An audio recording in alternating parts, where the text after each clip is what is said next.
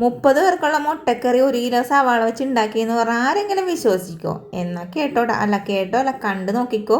ഇത് നമ്മുടെ കടലരിയത്തെ ഒരു പള്ളിപ്പെരുന്നാളുണ്ടായിരുന്നു. ആ ഒരു സമയത്ത് അവിടുത്തെ ബാൻഡ് സെറ്റുകാർക്ക് വേണ്ടിയിട്ട് ഉണ്ടാക്കിയതാണ് കേട്ടോ. ഇത് കുറേ നാളത്തെ വീഡിയോ ആണിത്.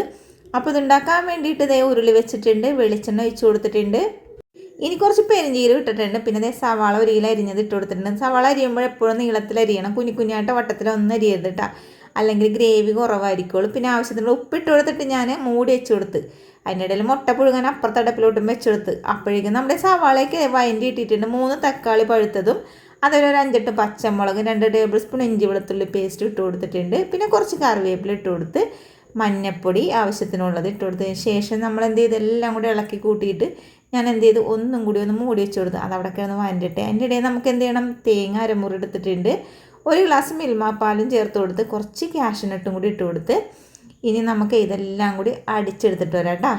നമ്മളിതിൽ മുളക് പൊടിയൊന്നും ചേർക്കാനുള്ള, അതുകൊണ്ട് കുരുമുളക് പൊടിയും മല്ലിപ്പൊടിയും മഞ്ഞൾപ്പൊടിയും അപ്പം പൊടിച്ച ഗരം മസാലയും കൂടി ചേർത്ത് ഇളക്കി കൂട്ടി ഇതേപോലെ എണ്ണ തെളിഞ്ഞ് കഴിഞ്ഞപ്പോഴാണ് നമ്മൾ അരച്ചെടുത്ത കാഷ്നട്ടും തേങ്ങയില്ലേ അതങ്ങോട്ട് ഒഴിച്ചു കൊടുത്ത്, നമുക്ക് എത്രത്തോളം ഗ്രേവി വേണമെന്ന് വെച്ചാൽ അതിനനുസരിച്ച് വെള്ളം ഒഴിച്ചു കൊടുക്കുക. അതും പറഞ്ഞാൽ കുറേ വെള്ളമൊന്നും അങ്ങോട്ട് കോരി ഒഴിച്ചു കൊടുത്തേക്കല്ലേ. അപ്പോൾ ഇച്ചിരി ഉപ്പിൻ്റെ കുറവുണ്ട്, അത് ഇട്ട് കൊടുത്ത്, ലേശം പഞ്ചസാര ഇട്ട് കൊടുത്ത്, പിന്നെ കുറച്ച് മുട്ട ഞാൻ ആദ്യമേ പൊളിച്ച് വെച്ചിട്ടുണ്ടെന്ന് അത് അങ്ങോട്ട് ഇട്ട് കൊടുത്ത്, അതിൻ്റെ ഇടയിൽ അപ്പുറത്തെ അടപ്പിൽ നിന്ന് പാനിലേക്ക് ഇച്ചിരി നെയ്യും അതേപോലെ വറ്റൽമുളകും കറിവേപ്പിലയും ലേശം മുളക് കൂടി ഇട്ട് താളിച്ച് അതിൻ്റെ മുകളിലേക്ക് ഒഴിച്ചു കൊടുത്ത്, പിന്നെ എന്താണ് കുറച്ച് മല്ലിയിലേയും തൂക്കി കൊടുത്തിട്ടാണ്. അപ്പോഴേക്കും നമ്മുടെ കറി ഇവിടെ സെറ്റായിട്ടുണ്ട്. 30 പേർക്കെന്നൊക്കെ പറഞ്ഞ് ഞാൻ ഉണ്ടാക്കി, പക്ഷേ 27 പേർക്ക് തികഞ്ഞുള്ളൂ കേട്ടോ. കാരണം എൻ്റെ കുഴപ്പമൊന്നുമല്ല, കറി ഇഷ്ടപ്പെട്ടത് കൊണ്ടിട്ട് എല്ലാവരും രണ്ടാമതൊക്കെ ഗ്രേവി മേടിച്ച് കൂട്ടി. അപ്പോൾ അടിപൊളി ടേസ്റ്റുള്ള മുട്ടക്കറി എല്ലാവരും ഉണ്ടാക്കണം, സപ്പോർട്ട് ചെയ്യാനും മറക്കരുത്.